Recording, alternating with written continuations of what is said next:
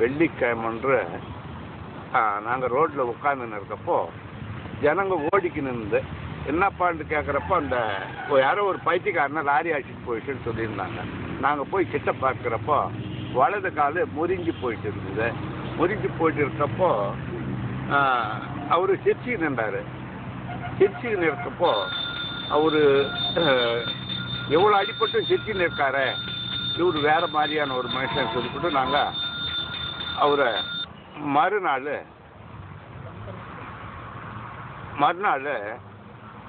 ஒரு சென்னிலான்ற ஊருக்கு ஒரு எலும்பு முறிவு இடத்துக்கு நாங்கள் அனுப்பிச்சு 16 மூங்கல் போட்டு கட்டிக்கின்னு வந்தாங்க. அந்த கட்டு கொண்டாந்து இறக்குன உடனே அவுத்து போட்டு உடைச்சவன் கூட்டுறான் போடான்னு சொல்லிட்டாருங்க. உடைச்சவன் கூட்டுறான் போடான்னு சொல்கிறப்போ அவங்க இருக்கிறவங்கெல்லாம் ஏதோ பைத்தியக்காரன், இந்த மனுஷனுக்கு என்னையா நீ போய் இது பண்ணுறது சொல்லிட்டாங்க.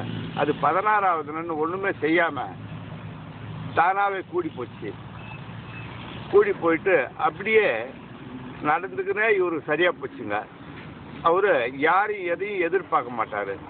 அவருக்கு வேணுன்றப்ப மணல் சாப்பிடுவார். எவ்வளோ மணல் தேவையோ அவ்வளோ சாப்பிடுவார். தண்ணியும் சாப்பிட மாட்டார். அவர் பாட்டுக்கு அவர் போய்க்கிட்டே இருப்பார். எங்கேயாவது அவருக்கு இஷ்டம் எப்படி போய்க்கின்னு இருப்பார். ஆனால் அவர் என்ன துணியோ கிணியோ எதுவும் போகிற ஒரு ஜெட்டி மட்டும்தான் போட்டுன்னு இருப்பாருங்க. ஒரு ஜெட்டி மட்டும்தான் போட்டுன்னு இருப்பார். அப்போது சில பேர் என்னையா இவர் நாங்கள் இப்போ மூளைக்கடையில் பார்த்தேன்னு சொல்லுவாங்க. ஆனால் இங்கே தான் இருப்பார் அவர். சில பேர் தடையில் பார்த்தேன்னு சொல்லுவாங்க. அவர் இங்கே கூட்டு ரோட்லேயும் இருப்பார். அந்த மாதிரியும் நாங்கள் பார்த்துருக்குறோம்.